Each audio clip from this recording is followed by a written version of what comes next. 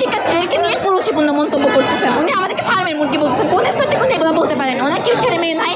উনি এই ধরনের মন্তব্য করার জন্য আজকে মানে ওনাকে আমরা হচ্ছে যে এখানে দাবির মধ্যে একটা রাখছি। এই দাবিটা 14 নম্বর দাবি হচ্ছে শুধু পরীক্ষা ব্যবস্থা নয়, সামগ্রিক শিক্ষা ব্যবস্থার কার্যকর পদক্ষেপ গ্রহণ করতে হবে। উনি শুধুমাত্র শিক্ষা মানে নকল হবে না পরীক্ষা নিয়ে পড়ে আছে।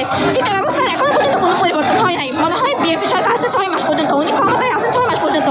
এই 6 মাস পর্যন্ত উনি এখনো পর্যন্ত শিক্ষা ব্যবস্থার জন্য কোনো পদক্ষেপ নেন নাই। উনি শুধুমাত্র আছে পরীক্ষা নিয়ে পড়ে থাকার মতো।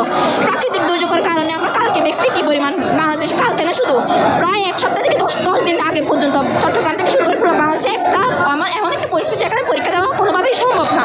কিন্তু তারপরেও হচ্ছে উনি পরীক্ষা দিচ্ছেন। চট্টগ্রামে স্থগিত করলেও আমাদেরকে অভিন্ন প্রশ্নপত্রের একটা কথা দেওয়া হয়েছিল। কিন্তু এখন যদি উনি আমাদেরকে ফের পরীক্ষা নিয়ে ফেলছে, সেটা কখনোই হচ্ছে যে অভিন্ন প্রশ্নপত্র আমাদের থেকে নিতে পারবেন না।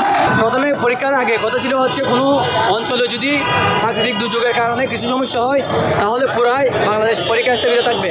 কিন্তু এখন আমাদের এই চট্টগ্রামে এই বন্যা কবলিত হচ্ছে, কিন্তু অন্য জেলায় পরীক্ষা নিয়ে নিচ্ছে কথা। এখন বাংলাদেশ চলতেছে হচ্ছে অভিন্ন প্রশ্নই, কিন্তু অন্য জেলায় নিয়ে নিচ্ছে, আমাদেরটা হচ্ছে বাদ দিছে। তো এখন গতকাল দেখলাম ফিজিক্স পরীক্ষাতে 2টা প্রশ্ন বলছিল। তো এখন যদি অন্য জেলায় পরীক্ষা নিয়ে নেয় তাহলে আমরা অভিন্ন প্রশ্ন দিয়ে পরীক্ষা দিয়ে কী করবো?